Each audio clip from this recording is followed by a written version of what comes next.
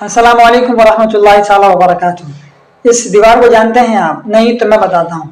ये वो दीवार है जिससे लगकर यहूदी अपनी पुरानी इबादत गाह की तबाही के गम में रोते धोते हैं, गिरिया वसारी करते हैं, इसलिए इसको दीवार गिरिया कहते हैं। इंग्लिश में इसे वेलिंग वॉल और वेस्टर्न वॉल भी कहते हैं, यानी रोने वाली दीवार।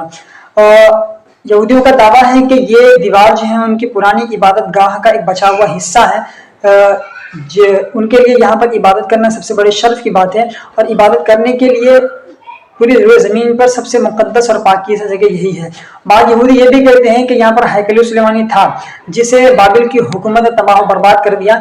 लेकिन बाद मौरख़ीन का कहना यह है कि यहाँ पर कोई दूसरी इबादत गाह थी, जिसे रूमी फ़ौज ने 70 ईस्वी में तबाह बर्बाद करके रख दिया।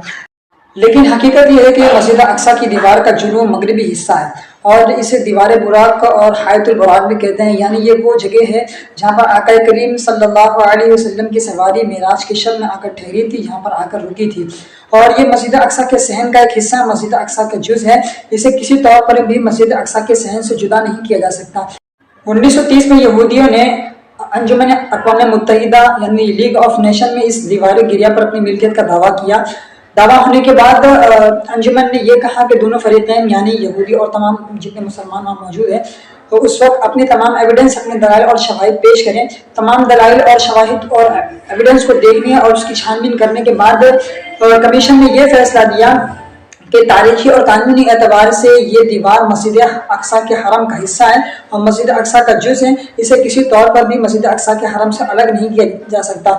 यहूदियों को सिर्फ इतनी परमिशन है, इतनी इजाज़त है कि वो यहाँ पर आ सकते हैं, इसकी ज़ियारत कर सकते हैं, बस इसके अलावा अपनी मिल्कियत का दावा यहाँ पर नहीं कर सकते। साल गुजरते गए, वक्त जैसे गुजरता गया, यहूदी यहाँ पर आते गए और इसकी ज़ियारत करते गए। धीरे धीरे इन लोगों ने अपनी यहाँ पर इबादत करना चालू किया, इबादत का आगाज़ किया। फिर ठीक 18 साल बाद यानी 1948 ईस्वी 14-15 जुलाई की शब में बरतानिया और मगरबी अक़वाम की साजिश के तहत जो ये अलमनाक सूरत पेश आई कि उसी रात 14-15 जुलाई की दरमियानी रात में इसराइली रियासत के क़याम का ऐलान किया गया। इसराइली रियासत के क़याम का ऐलान किया गया और यहूदी नाम निहाद हुकूमत को और फ़िलिस्तीन के कुछ मकाम पर इन्हें कब्जा दे दिया गया। और ये एक ऐसी साजिश है जो मुस्लिम उम्मत के खिलाफ शुरू से जारी और आज तक चल रही है। इन्ना लिल्लाहि व इन्ना इलैहि राजिऊन।